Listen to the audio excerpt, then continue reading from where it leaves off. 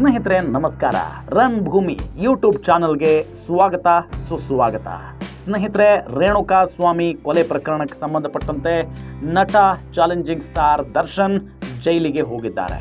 ಇದೆಲ್ಲದರ ಜೊತೆಗೆ ನಟ ದರ್ಶನ್ ಅವರು ಹೊರಗಡೆ ಬರ್ತಾರಾ, ಯಾವಾಗ ಬರ್ತಾರೆ, ಏನಾಗ್ತಾ ಇದೆ ಕೇಸ್ನಲ್ಲಿ ಅನ್ನೋ ಪ್ರಶ್ನೆ ಕುತೂಹಲ ಅವರ ಅಭಿಮಾನಿಗಳಲ್ಲಿದ್ದೇ ಇದೆ. ಅವರ ಅಭಿಮಾನಿಗಳು ಪ್ರತಿನಿತ್ಯ ದೇವರಲ್ಲಿ ಹರಕೆ ಹೊತ್ಕೊಳ್ಳೋದು, ಪ್ರಾರ್ಥನೆ ಮಾಡಿಕೊಳ್ಳೋದು ಇದೆಲ್ಲವನ್ನು ಕೂಡ ಮಾಡಿಕೊಳ್ತಾನೆ ಇದ್ದಾರೆ. ಇನ್ನು ದರ್ಶನ್ ಅವರು ಜೈಲಲ್ಲಿ ಹೇಗಿದ್ದಾರೆ ಅಂತ ಎಲ್ಲರಿಗೂ ಕೂಡ ಗೊತ್ತಿರುವಂಥ ಸಂಗತಿನೇ. ಆದರೆ ಜೈಲಲ್ಲಿ ನಿಜಕ್ಕೂ ಕೂಡ ದರ್ಶನ್ ಅವರು ನರಕ ಯಾತನೆಯನ್ನು ಅನುಭವಿಸ್ತಾ ಇದ್ದಾರೆ. ವಿಚಾರಣಾಧೀನ ಖೈದಿಯಾಗಿದ್ರೂ ಕೂಡ ಅವರಿಗೆ ಸರಿಯಾದ ವ್ಯವಸ್ಥೆ ಸಿಗ್ತಾ ಇಲ್ಲ ಅನ್ನೋ ಆರೋಪವನ್ನು ಸ್ವತಃ ದರ್ಶನ್ ಅವರೇ ಮಾಡಿದ್ದಾರೆ, ಅವರ ವಕೀಲರೇ ಮಾಡ್ತಾ ಇದ್ದಾರೆ. ಇವತ್ತು ಕೂಡ ವಿಚಾರಣೆ ಇತ್ತು. ಆ ನಿಟ್ಟಿನಲ್ಲಿ ಏನಾಯಿತು ವಿಚಾರಣೆಯಲ್ಲಿ, ದರ್ಶನ್ ಅವರು ಮಾಡ್ತಾ ಇರುವಂಥ ಆರೋಪಗಳೇನು, ಜೈಲಧಿಕಾರಿಗಳ ಮೇಲೆ ದರ್ಶನ್ ಮಾಡಿರುವಂಥ ಆರೋಪ ಏನು, ಇದೆಲ್ಲದರ ಜೊತೆಗೆ ದರ್ಶನ್ ಪತ್ನಿಯ ಮೇಲೂ ಕೂಡ ಈಗ ಒಂದು ಆರೋಪ ಬಂದಿದೆ. ಅವರನ್ನು ಕೂಡ ಪೊಲೀಸ್ನವರು ವಿಚಾರಣೆಗೆ ಒಳಪಡಿಸುವಂತ ಸಾಧ್ಯತೆ ಇದೆ. ಹಾಗಾದ್ರೆ ದರ್ಶನ್ ಪತ್ನಿ ವಿಜಯಲಕ್ಷ್ಮಿ ಅವರು ಮಾಡಿರುವಂತ ತಪ್ಪಾದ್ರೂ ಏನು, ಇದೆಲ್ಲದರ ಬಗ್ಗೆ ಮಾಹಿತಿಯನ್ನ ನೀಡ್ತಾ ಹೋಗ್ತೀನಿ. ನೀವು ನಮ್ಮ ಚಾನೆಲ್ಗೆ ದಯವಿಟ್ಟು ಸಬ್ಸ್ಕ್ರೈಬ್ ಮಾಡಿ, ಸಪೋರ್ಟ್ ಮಾಡೋದನ್ನ ಮರಿಬೇಡಿ.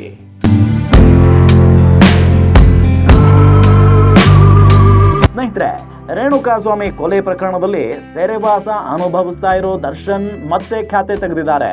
ಇಂದು ನ್ಯಾಯಾಧೀಶರ ಮುಂದೆ ವಿಚಾರಣೆಗೆ ಹಾಜರಾಗಿದ್ದಂಥ ದರ್ಶನ್, ನನಗೆ ಚಳಿ ಆಗ್ತಾ ಇದೆ, ನಿದ್ದೆ ಬರ್ತಾ ಇಲ್ಲ, ಕೋರ್ಟ್ ಆದೇಶ ಇದ್ರೂ ಬೆಡ್ಶೀಟ್ ನೀಡಿಲ್ಲ ಅಂತ ಅಳಲನ್ನ ತೋಡಿಕೊಂಡಿದ್ದಾರೆ. ಹೌದು, ಈಗ ಮೊದಲೇ ಚಳಿಗಾಲ ಬೇರೆ, ಸಿಕ್ಕಾಪಟ್ಟೆ ಚಳಿ ಇರುತ್ತೆ. ಇದೆಲ್ಲದರ ನಡುವೆ ಈ ಮೊದಲಿನಿಂದಲೂ ಕೂಡ ನನಗೆ ಮೆತ್ತನೆಯ ಹಾಸಿಗೆ ಬೇಕು, ದಿಂಬು ಬೇಕು, ದಯವಿಟ್ಟು ಕೊಡಿಸಿ ಅನ್ನೋ ನಿಟ್ಟಿನಲ್ಲಿ ಕೋರ್ಟ್ ಮೆಟ್ಲೇರಿದ್ರು ಚಾಲೆಂಜಿಂಗ್ ಸ್ಟಾರ್ ನಟ ದರ್ಶನ್. ಇವತ್ತು ಕೂಡ ಚಳಿ ಆಗ್ತಾ ಇದೆ, ಒಂದು ಒಳ್ಳೆ ಬೆಡ್ಶೀಟ್ ಕೊಡಿಸಿ ಅನ್ನೋ ನಿಟ್ಟಿನಲ್ಲಿನೇ ಕೇಳಿದ್ದಾರೆ. ಹೌದು, ರೇಣುಕಾ ಸ್ವಾಮಿ ಕೊಲೆ ಕೇಸ್ನಲ್ಲಿ ಜೈಲು ವಾಸ ಅನುಭವಿಸ್ತಾ ಇರುವಂತಹ ದರ್ಶನ್ಗೆ ಚಳಿ ಸಮಸ್ಯೆ ಕಾಡ್ತಾ ಇದೆಯಂತೆ.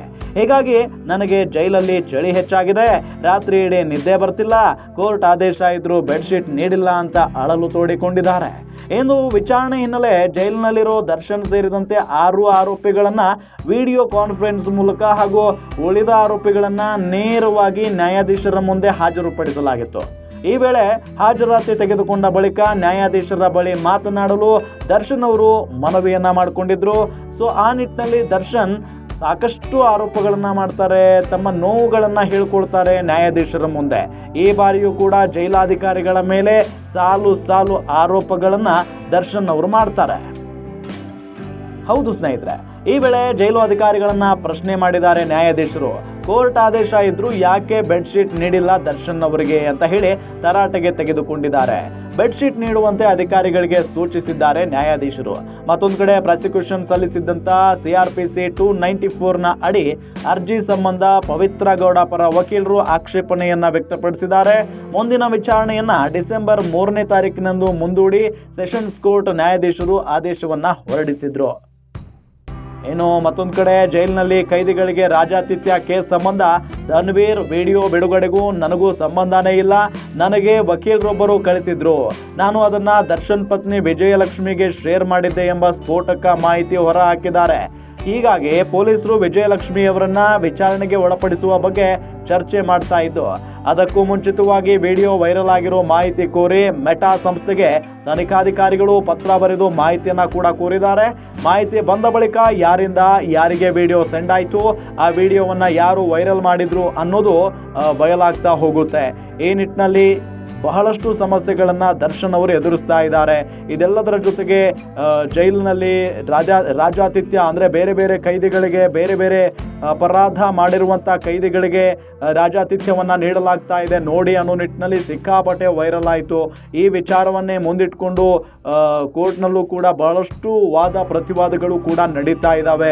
ಸೋಷಿಯಲ್ ಮೀಡಿಯಾದಲ್ಲಾಗಿರ್ಬೋದು, ಜನರಲ್ಲೂ ಕೂಡ ಒಂದು ಯಾವ ರೀತಿಯಾಗಿದೆ ಅಂತ ಅಂದರೆ, ಜೈಲು ಅದು ಜೈಲ ಅಥವಾ ರೆಸಾರ್ಟ್ ಅನ್ನೋ ಪ್ರಶ್ನೆಯೂ ಕೂಡ ಮೂಡ್ತಾ ಇದೆ.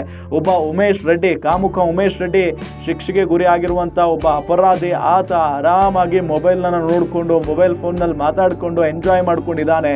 ಸೊ ಈ ನಿಟ್ಟಿನಲ್ಲಿ ಬೇರೆ ಬೇರೆ ಉಗ್ರರು ಕೂಡ ಎಂಜಾಯ್ ಮಾಡ್ತಾ ಇದ್ದಾರೆ ಮೊಬೈಲ್ ಫೋನ್ನಲ್ಲಿ ಅಂತ ಅಂದಾಗ ಎಲ್ಲಿ ಹೋಗ್ತಾ ಇದೆ ನಮ್ಮ ಸಮಾಜ, ನಮ್ಮ ಕಾನೂನಿನ ಭಯ ಯಾರಿಗೂ ಇಲ್ವಾ ಅನ್ನೋ ಒಂದು ಪ್ರಶ್ನೆ ಇದ್ದೇ ಇದೆ. ಇದೆಲ್ಲದರ ಜೊತೆಗೆ ಧನ್ವೀರ್ ವಿಡಿಯೋ ಬಿಡುಗಡೆಗೂ ನನಗೂ ಸಂಬಂಧ ಇಲ್ಲ ಅನ್ನೋ ನಿಟ್ಟಿನಲ್ಲಿನೇ ಇವ್ರು ಹೇಳಿದ್ದಾರೆ. ನನಗೆ ವಕೀಲರೊಬ್ಬರು ಕಳಿಸಿದ್ರು, ನಾನು ಅದನ್ನು ದರ್ಶನ್ ಪತ್ನಿ ವಿಜಯಲಕ್ಷ್ಮಿಗೆ ಶೇರ್ ಮಾಡಿದ್ದೆ ಎಂಬ ಸ್ಫೋಟಕ ಮಾಹಿತಿಯನ್ನು ಹೊರಗಡೆ ಬಂದಿದೆ. ಹಾಗಾಗಿ ವಿಜಯಲಕ್ಷ್ಮಿ ಅವರನ್ನ ಕೂಡ ವಿಚಾರಣೆಗೆ ಒಳಪಡಿಸುವಂತ ಸಾಧ್ಯತೆ ಇದೆ ಅನ್ನೋ ನಿಟ್ಟಿನಲ್ಲಿ ಹೇಳಲಾಗ್ತಾ ಇದೆ. ಗೊತ್ತಿಲ್ಲ ಯಾವಾಗ ವಿಜಯಲಕ್ಷ್ಮಿ ಅವರನ್ನ ವಿಚಾರಣೆಗೆ ಕರೀತಾರೆ ಅಂತ ಹೇಳಿ.